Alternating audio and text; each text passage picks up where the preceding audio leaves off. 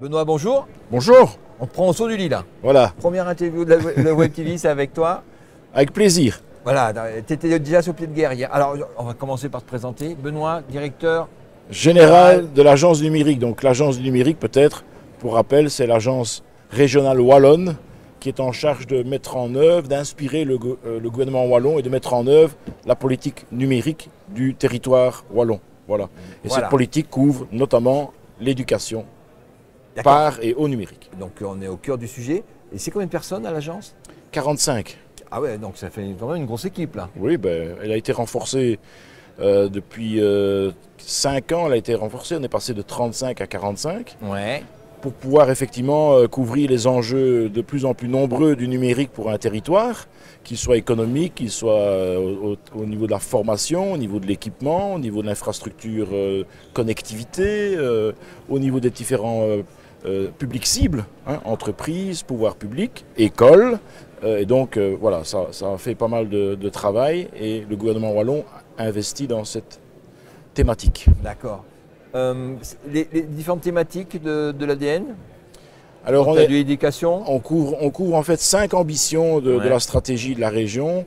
Une ambition d'abord, je dirais, de compétences, hein, adresser les problèmes de la fracture numérique, des compétences numériques, de la pénurie de talents IT. Et donc ça c'est un premier élément pour que les citoyens et je dirais les citoyens soient en capacité, en compétence par rapport au numérique et à ses évolutions, que ce soit en milieu de travail ou en milieu de vie. Ouais. Première ambition. Deuxième ambition, c'est l'économie numérique. Ouais. Donc c'est vraiment promouvoir l'usage des technologies dans l'entreprise ou dans les organisations pour effectivement en tirer parti.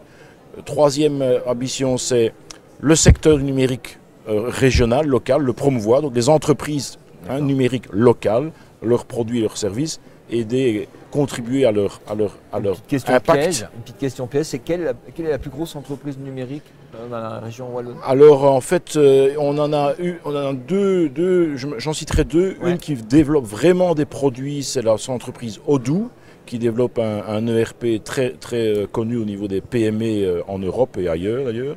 Et une deuxième entreprise qui est NRB, qui est plutôt une entreprise de service. D'accord. Hein, et qui est aussi. Et donc là, on est dans les tailles de plus de 1000 employés. Ce qui, au niveau de la région, est relativement important. Hein, à l'échelle de la région, on n'est pas à l'échelle de la région parisienne. Quatrième ambition, ben, c'est évidemment tout ce qui est développement du numérique au niveau des territoires, la connectivité, les smart cities, et ainsi de suite. Et enfin, la dernière ambition, on est plus en collaboration, c'est le service public. Donc le numérique au service de l'efficacité de l'administration. Et le lien ADN Ludovia? Alors Ludovia, ben, c'est clairement sur la première ambition, les compétences, Ouais. et sur l'ambition d'équipement, l'équipement des écoles. Et donc c'est sur ces deux thématiques que l'on est effectivement présent. Et Ludovia est le lieu emblématique sur la région, le seul festival emblématique qui permet, par rapport aux compétences numériques des enseignants et vis-à-vis de leur acte éducatif, de pouvoir voir ce qui se fait mieux, les bonnes pratiques, et Ludovia est inspirant. Est inspirant. Et donc, vous, votre rôle d'ADN, c'est du conseil, ça s'arrête là ou vous allez un peu plus loin? On a plusieurs missions, mais on a d'abord une mission de voir ce qui se fait de bien au niveau de veille. Voilà. On a une deuxième mission qui est effectivement de ce qu'on appelle la gouvernance, d'inspirer le politique, le décideur politique par rapport à des plans, et des plans financés pour bien faire, pas des intentions. Et donc on a co-construit avec le gouvernement la stratégie régionale numérique qui s'appelle Digital Wallonia. Et puis après, on promeut effectivement le numérique dans ce qu'il est de positif, mais peut-être aussi, on est soucieux des balises à mettre sur le numérique. Et enfin, on mène des projets, c'est-à-dire que nous-mêmes, nous avons la responsabilité de certains projets territoriaux par rapport au développement du numérique. Par exemple, l'organisation de Ludovia, c'est un des projets que nous gérons. Comment ça se passe en Belgique, les plans de financement? Parce qu'en France, c'est très compliqué. On a les municipalités qui s'occupent des écoles primaires, on a les départements qui s'occupent des collèges, on a les régions qui s'occupent des lycées, puis l'État qui est au-dessus de ça, qui essaye de faire un truc. Comment ça se passe Alors, c'est pas plus simple qu'en France. Ah bon? Donc, rassurez-vous. On a effectivement, en fait, globalement, on a quatre quatre pouvoirs organisateurs pour l'enseignement. Hein, on a le pouvoir organisateur libre, privé, hein, mais qui fait quand même 50% de l'enseignement, hein, beaucoup plus développé qu'en France. Et là, on a des pouvoirs organisateurs publics. Et alors là, il y en a trois. Il y en a un qui est au niveau de la francophonie belge, si je puis dire, donc Wallonie et Bruxelles. Il y en a qui sont au niveau des provinces, donc on pourrait dire les départements aussi. Hein, et il y en a qui sont au niveau des communes. D'accord. Hein. Donc les trois niveaux, là, c'est le public qui l'organise, hein, qui est pouvoir organisateur, et le privé donc, est le quatrième. Voilà. D'accord. Donc les communes s'occupent de certaines écoles les communes, certaines écoles, les provinces, certaines écoles, et ce qu'on appelle la Fédération Wallonie-Bruxelles, d'autres écoles. Ce qui avant était l'État, mais l'État fédéral belge ne s'occupe plus d'enseignement. Donc ça est descendu d'un niveau, voilà. C'est ton quatrième, si ma mémoire est bonne, quatrième Ludovia Belgique. Depuis le début. Hein. Voilà, depuis le début. Qu'est-ce que tu tires, toi, comme synthèse, conclusion de ces événements-là? Est-ce que ça a eu un impact?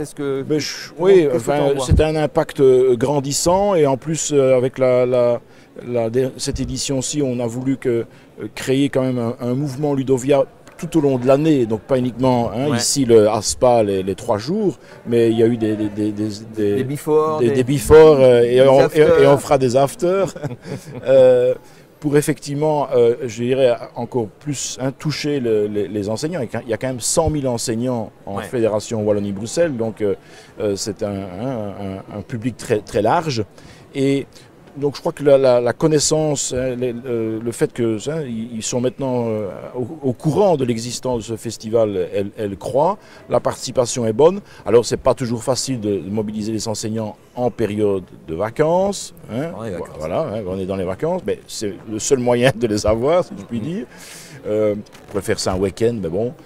Et donc, mais je dirais la notoriété du festival s'accroît. Ce qui est important aussi, c'est que c'est un lieu où tous les acteurs de l'enseignement, des différents niveaux de pouvoir dont tu parlais tantôt, dont je parlais tantôt, sont mobilisés autour de cet événement. Donc on n'est pas en train, je dirais, de disperser ses forces par rapport à cela.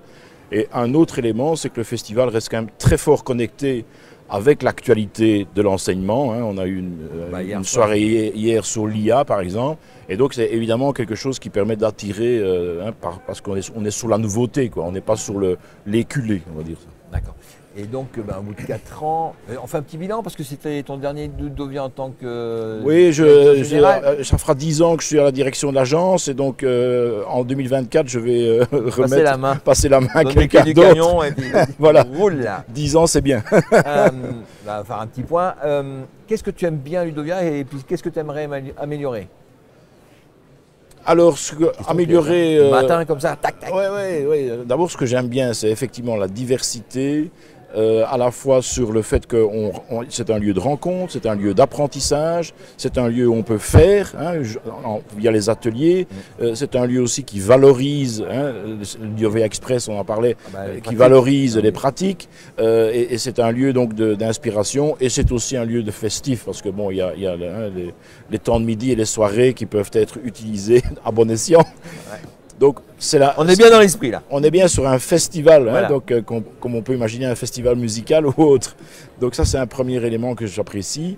Et un deuxième élément qui a encore progressé, c'est effectivement de pouvoir encore mobiliser plus la communauté éducative, mais aussi de pouvoir inspirer le pouvoir décideur par rapport aux évolutions de la pédagogie par le numérique, où là clairement, et là on parle des référentiels de formation des profs, des instituteurs et des professeurs, ces référentiels par rapport au numérique évoluent mais très très lentement. Et donc ce que j'aimerais, c'est que le festival soit aussi un lieu où les décideurs puissent être, je dirais, s'imprégner et peut-être mobiliser un peu plus le cadre, bon, messieurs les institutionnels, on vous attend. Le cadre politique pour effectivement coller avec l'évolution des choses.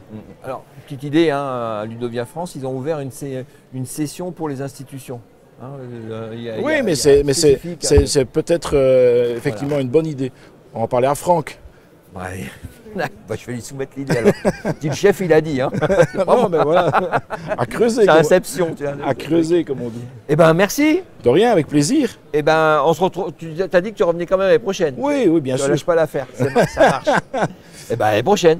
Voilà, merci. Bonne journée.